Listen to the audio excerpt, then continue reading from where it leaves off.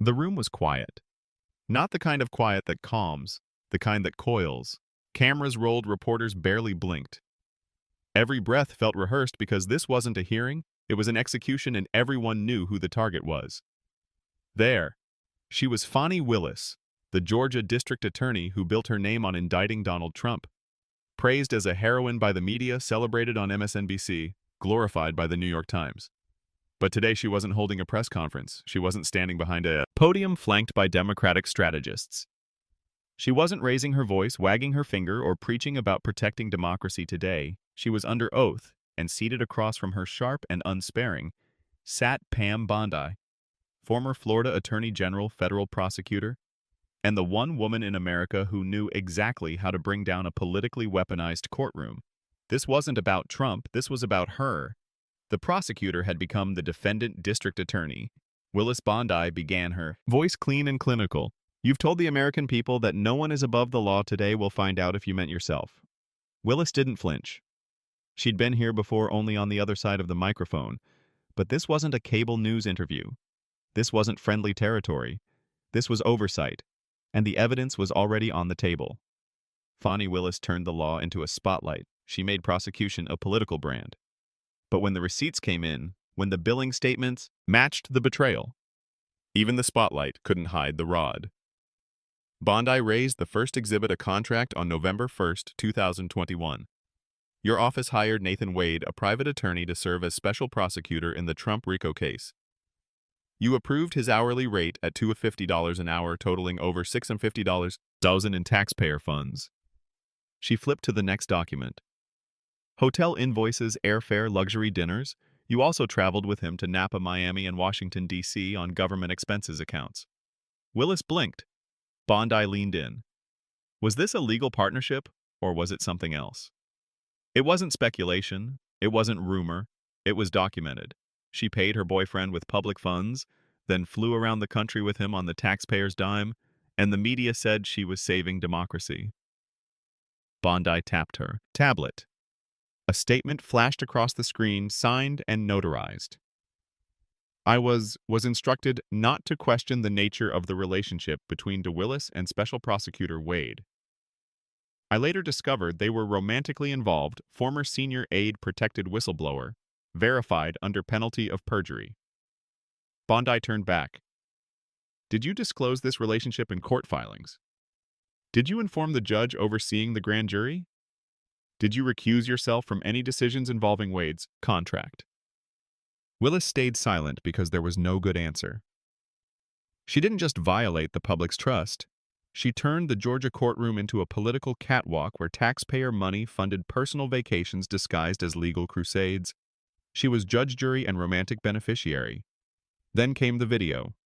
Willis said, a Democratic fundraiser, "If we don't stop Trump now, we might not get another shot." Bondi let it hang. You said that while preparing to prosecute him, you used legal authority backed by public money to advance a narrative that had nothing to do with justice and everything to do with headlines. Do you prosecute based on facts or fear? No answer, just silence, and the sound of a narrative shattering. Prosecutors are supposed to be blind to party, to power, to politics. But Fani Willis wasn't blind. She was hunting. Not for justice, for Trump. Bondi turned the knife. Let's talk about what you didn't prosecute. You refused to press charges on BLM rioters who set fire to Atlanta streets. You let armed protesters outside the Georgia Capitol walk free. You ignored fraud complaints from your own district involving Democrat operatives. She raised her voice slightly. So when Democrats break laws, they get leniency. But when Republicans contest an election, they get indicted. Equal justice under law, not in Fani Willis's courtroom. Their justice wasn't blind. She just wore blue lipstick. Bondi stood, walked to the projector, and tapped one last document onto the screen. A wire transfer, government funds dated the same day. Willis and Wade checked into a luxury hotel in Florida. This is not public service, this is embezzlement in a pantsuit, and no amount of progressive poetry or CNN panels will hide it. She paused. This committee has one job: expose corruption wherever it hides. She turned directly to Willis. And today, Miss Willis, it's hiding behind your bench. Fani Willis wasn't just a partisan prosecutor, She was a political operative in a black robe. She used justice like a selfie stick pointed at her enemies, cropped to her ambitions. She said, "No one is above the law." Pam Bondi just reminded her what it looks like. When that's finally true, Fani Willis wasn't just under fire, she was under pattern.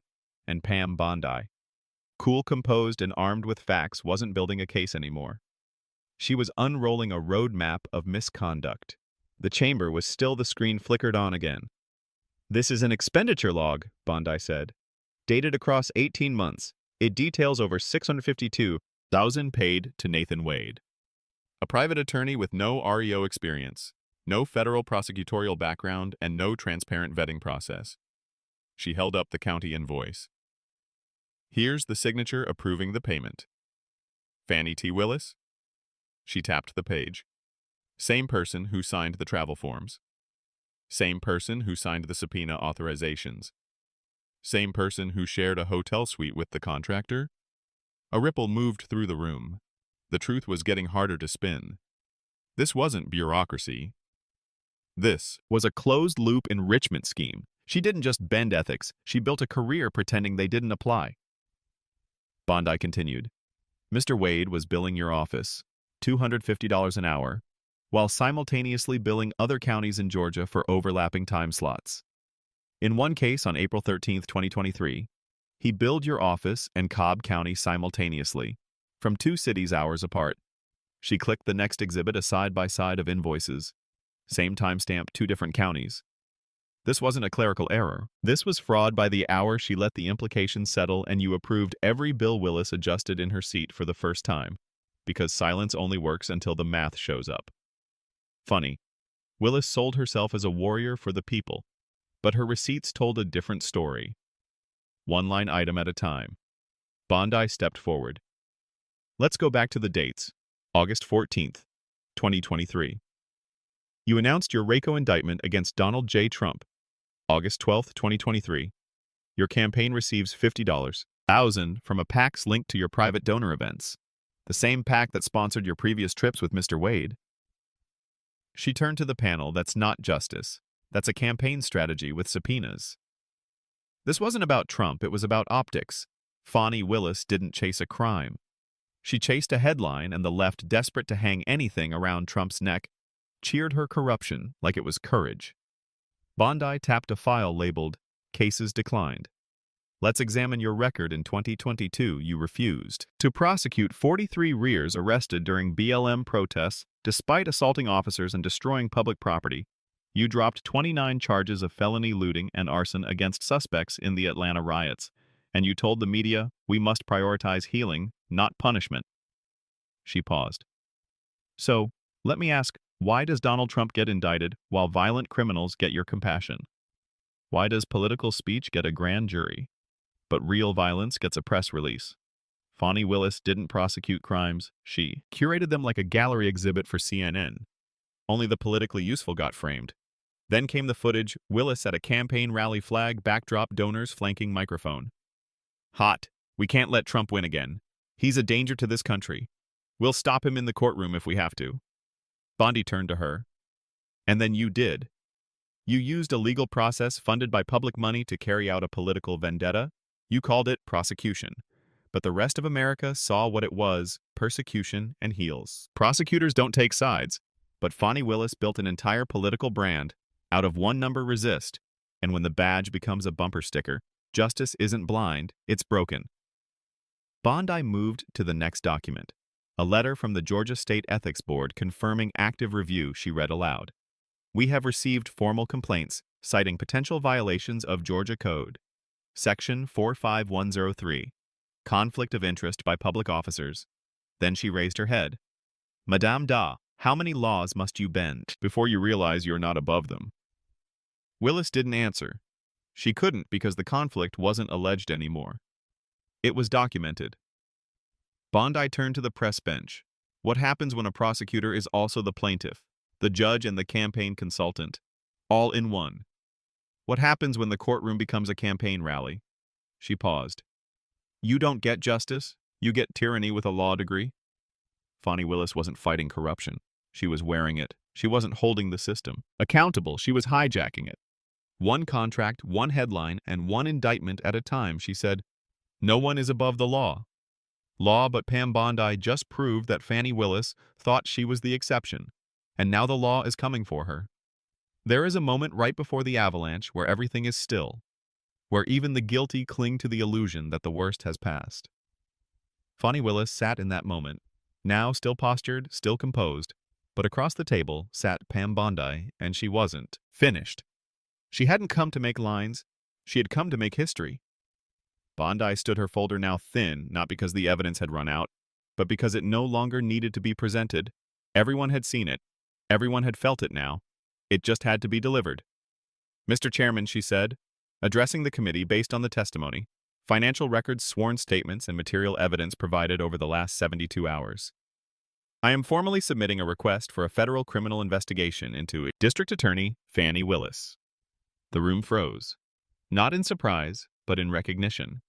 This was the moment possible. Violations include, but are not limited to, misuse of public funds, obstruction of justice, conflict of interest, wire fraud, and prosecutorial misconduct in violation of the 14th Amendment's Equal Protection Clause. She turned to Willis, not in anger but in surgical finality. You turned your office into a weapon. Now the law is turning its eyes on you. Pam Bondi didn't drop a bomb, she issued. A warrant, a political and legal one, that the DOJ could no longer ignore, because even in Washington, when the paper trail gets thick enough, it stops being paperwork, it becomes proof. The fallout was instantaneous. Fox News. Bondi refers Willis to DOJ Georgia defaces. Federal criminal probe. CNN Georgia DA. Under scrutiny after allegations of financial misconduct. MSNBC tried, stuttered, then pivoted. We have to ensure this doesn't chill future prosecutions. But even they knew the chill had already set in political circles, in legal networks, and in the Democratic firewall, which was beginning to crack. The cracks came from inside the fortress. A progressive Georgia lawmaker, once a vocal supporter of Willis, released a statement. We must hold all officials accountable. The allegations are serious, and I support a full independent inquiry. Translation. We're not going down with her. Two prominent Democratic donors froze contributions to local races. A petition to suspend Willis pending. Doge review gained 15,000 signatures in 48 hours, and in the background, national Democrats began whispering, this was supposed to hurt Trump. Not us.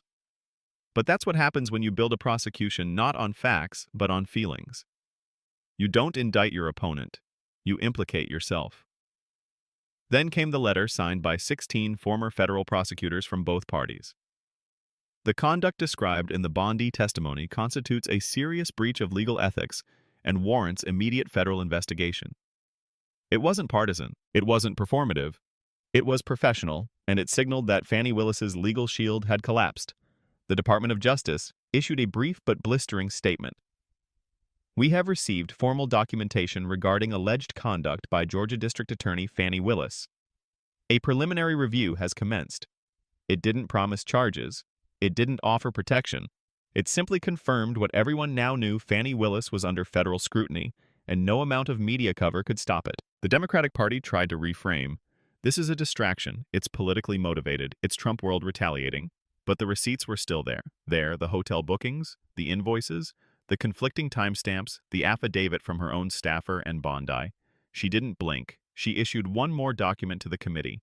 A full breakdown of financial transactions linking Wade's legal work to PAC donations affiliated with Willis's campaign, raising potential FE violations. This wasn't about revenge. It was about rot, and the rot was documented, and now the empire was crumbling under its own arrogance. Polls began shifting. 62% of independents supported a federal investigation. 48% of Georgia Democrats said they had concerns about DA Willis's integrity. Approval ratings dropped 19 points in 3 days. Cable host, who once sang her praises, now avoided saying her name. Even the New York Times ran a headline with teeth from prosecutor to problem. Fani Willis faces new reality. Pam Bondi stood once more before the committee. Her words were simple. You cannot claim justice while engaging in fraud. You cannot indict others while enriching your inner circle. And you cannot claim moral high ground when you're knee in scandal. Madam District Attorney, you pursued power at the expense of principle. And now you are no longer the prosecutor. You are the case. Fani Willis made herself a symbol. But symbols are fragile, especially when they're made of fabricated virtue, political vengeance, and taxpayer-funded privilege. Pam Bondi didn't destroy Fani Willis. She just revealed her, and once revealed, no title, no network, no echo chamber could put the mask back on. Power doesn't crumble in one blow, it buckles piece by piece. And now Georgia, once the launchpad for Fani Willis's national ambition, was becoming the graveyard of her career. The prosecutor who weaponized the law against political opponents was about to learn what it meant to be on the receiving end of the system. She corrupted, and Pam Bondi, she was just getting started. 3 days after Bondi's federal referral, the Georgia General Assembly, Con Ed being an emergency ethics session, the chamber was tense. No Democrats denied the scandal outright anymore. Instead, they hedged, "We must allow the process to play out. This isn't the time for political theater," but the public had already seen the theater and the audience was walking out. Furious, then came the motion, a resolution to suspend District Attorney Fani Willis pending the outcome of federal investigation in state ethics review. It passed the House committee, it passed the Senate committee, and within 48 hours it passed on the floor. GA resolution 7 motion to suspend DA&T. Willis, yes. 102, no. 71 abstain. 7. This wasn't a witch hunt. This was a political autopsy and the cause of death. Self-inflicted arrogance behind the scenes. The collapse accelerated. Half a dozen witnesses previously subpoenaed by Willis's office now refused to comply, citing prosecutorial misconduct. 3 co-defendants in the Trump-RICO case filed motions to dismiss based on Willis's ethical violations. And then came the bombshell: a juror leaked to local media that the panel had been pressured to indict before evidence was fully presented. It felt like we were voting on a press release, not a case file. Bondi had warned them. Now it was on record. Justice isn't just about verdicts, it's about process. And Fani Willis poisoned the process so thoroughly that not even the truth could survive inside her courtroom. Then the ultimate humiliation. The State Bar of Georgia, not a partisan entity, not a political machine, sent a formal notice. We are opening a preliminary inquiry into possible violations of the Georgia Rules of Professional Conduct by District Attorney Fani Willis. Translation: disbarment is on the table. This wasn't just about bad ethics. This was about a prosecutor who mistook ambition for authority, and the system she thought would always protect her was now preparing to erase her.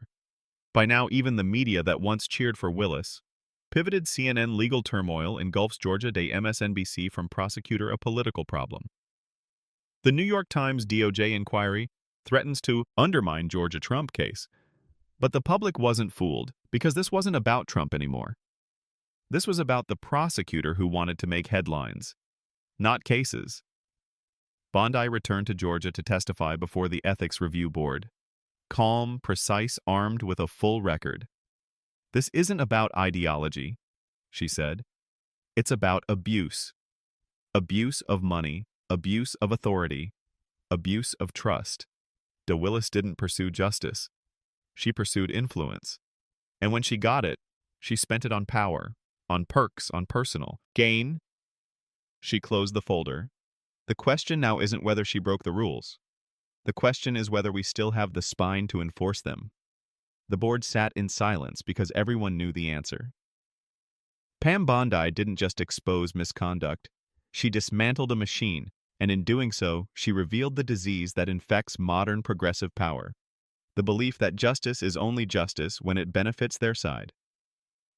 Within hours of Bondi's testimony, the Georgia Supreme Court announced it would review any indictment linked to Will's office for potential procedural compromise. The Trump REO case, once the crown jewel of Democrat media warfare, was now hanging by a thread. National Democrats pulled funding from local Georgia races, fearing political contagion. And Fani Willis, she went dark. No interviews. No cameras. Just silence, the kind that replaces confidence with calculation. Because she wasn't planning her next move. She was preparing for her defense. The most damning moment came. Quietly, a leaked memo from within the Department of Justice, reviewed by Bondi's team, confirmed a full criminal review has been authorized. Federal grand jury seated. The headlines changed again.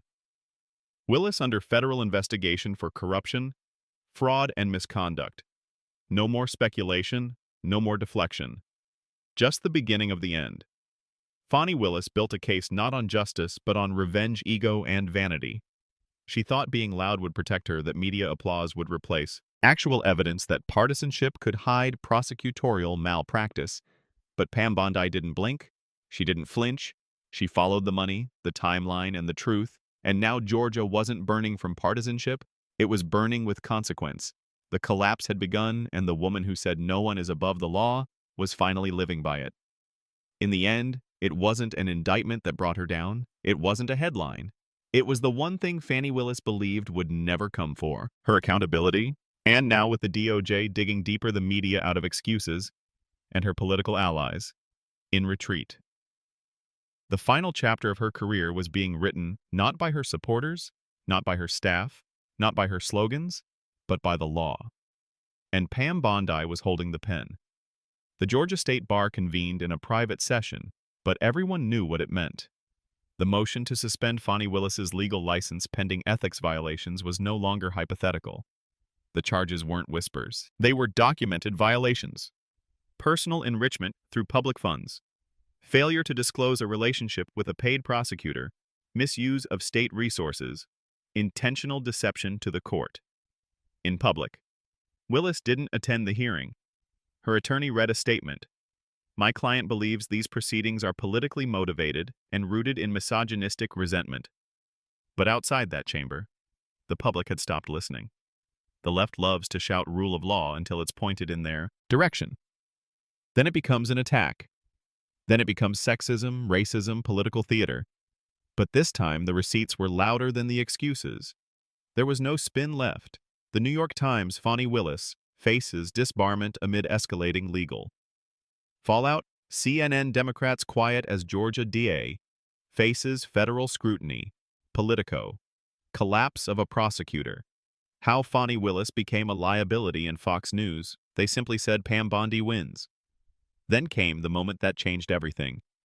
The judge overseeing the RICO case against Donald Trump threw out multiple charges, citing severe procedural compromise and prosecutorial conflict of interest. He added, "The integrity of the case has been irreparably damaged." Pam Bondi outside the courthouse didn't gloat.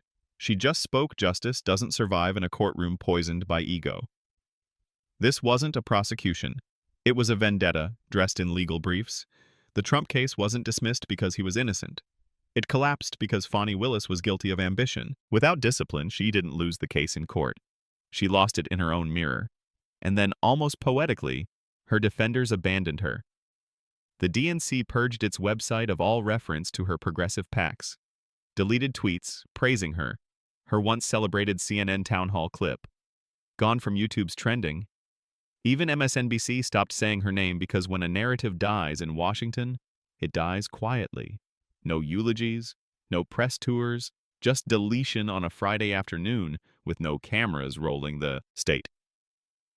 Bar of Georgia issued its ruling effect immediately. Fani Willis's license to practice law is suspended, pending a final review. Evidence supports substantial violations of professional responsibility and fiduciary ethics in legal terms. It was a warning in political terms. It was execution. She couldn't practice law. She couldn't lead a courtroom. She couldn't pursue another public office. The system she once used to punish political enemies had turned on her. Pam Bondi returned for one final statement. Simple, sharp-measured. You don't get to indict presidents while billing the taxpayers for your boyfriend's hotel room. You don't get to preach about justice while silencing dissent and enriching your allies. And you sure as hell don't get to say no one is above the law when your entire career was built on pretending you were. She paused. You failed as a prosecutor. You failed as a steward of justice. And now you are no longer either. Fani Willis didn't fall because of politics. She fell because of arrogance, sloppiness, and entitlement. She believed the media would cover her, that her party would defend her, that the rules wouldn't reach her, but rules have reach, and so do receipts. Pam Bondi didn't destroy a woman. She exposed a system. She peeled back the layer of progressive hypocrisy, where justice means power and accountability only applies to the other side. Now the mask is off. The license is gone. The case is dead. And the public, they finally saw what they were never supposed to. That the loudest champions of justice are sometimes its most dangerous enemies. Power doesn't just vanish, it infects. And what began as a personal scandal, a district attorney abusing her position for political glory, had now metastasized into something far greater. A revelation about how the justice system, when armed with ideology and ambition, becomes indistinguishable from tyranny. Fani Willis didn't fall alone. She exposed the architecture that allowed her to rise. And Pam Bondi, methodical, relentless, and immune to media spin, tore the scaffold booing down. Brick by brick for months, the story had been Fani Willis. The hotel rooms, the luxury dinners, the secret romance disguised as legal delegation, the RICO indictment of a former president, now discredited, compromised, and partially dismissed. But by the time her law license was suspended and her name scrubbed from DNC databases, America had stopped asking what she did. They started asking how she got away with it for so long. The answer, because she was useful to the media, to her party, to the progressive brand of justice that isn't blind. Just Blue Fani Willis didn't operate in a vacuum. She operated inside a culture of prosecutorial activism where criminal law is a campaign weapon and ethics are optional. If your target wears the wrong letter, it wasn't just about one case. Fani Willis became famous not for reform, but for revenge. She rose because she gave the left exactly what they wanted, a woman of color. With legal power pointing the sword at Donald Trump, they didn't care how the case was built. They didn't care who funded her trips. They didn't ask why a special prosecutor with no experience was billing $250 per hour while sharing hotel beds with his boss. They just wanted the photo ops, the charge, the optics.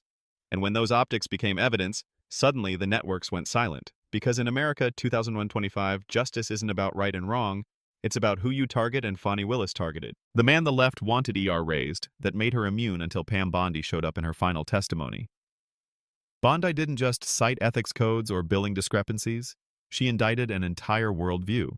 When prosecutors become celebrities, when campaign dollars drive indictments, when televised resistance replaces courtroom integrity, we're not looking at justice anymore. We're looking at dictatorship with a jury box. Willis didn't just fail as a DA, she became a case study in progressive corruption, weaponized legal systems, taxpayer-funded activism, institutional cowardice, from state bar associations, judge and legislators, media complicity, bordering on propaganda. This wasn't a bad apple, it was a rotten orchard. Once the verdicts were in, and the silence descended, something shifted. Other prosecutors in New York and D.C. and California started rechecking their filings. News anchors, who once celebrated resistance law, Fair now whispered off-camera, "What if we created a monster political strategy?" Quietly purged Willis-style slogans from their midterm prep sheets. The DOJ, facing its own internal pressure, initiated new guidelines for conflicts of interest, an implicit admission that oversight had failed for years. The left tried to pivot. She was an outlier. This doesn't define us. Republicans do worse, but none of it landed because now the country had seen the receipts. The myth was dead. Fani Willis wasn't the only one playing this game. She was just the one arrogant enough to get caught. And when she fell, she dragged the mask off an entire class of operators who thought justice was a performance, not a principle. Pam Bondi made sure that mask wouldn't go back on. She proved that equal justice under law isn't a bumper sticker. It's a demand. And when it's violated, there are consequences. Even for those who once thought they were untouchable, even for prosecutors, even for icons. Bondi's last words. Before the House Oversight Committee didn't go viral, they went quiet, because they hit too close to home. America doesn't fall from the outside, it decays from within, and nothing rots a republic faster than power disguised as principle. This wasn't about Trump, it was about truth, and truth doesn't care what party you belong to, only whether you obey it or betray it. Fani Willis betrayed it. Fani Willis is gone. At least from the courtroom, but her name now lives on as a cautionary tale. Not of a failed case, but of a political movement that mistook prosecution for politics and ambition for authority. Pam Bondi didn't just end a career, She struck fear into a machine. She reminded every future prosecutor, every activist in a robe, every media darling with a subpoena that justice does not belong to a party. And when you forget that someone like Pam Bondi will be waiting with the law in one hand and your receipts in the other.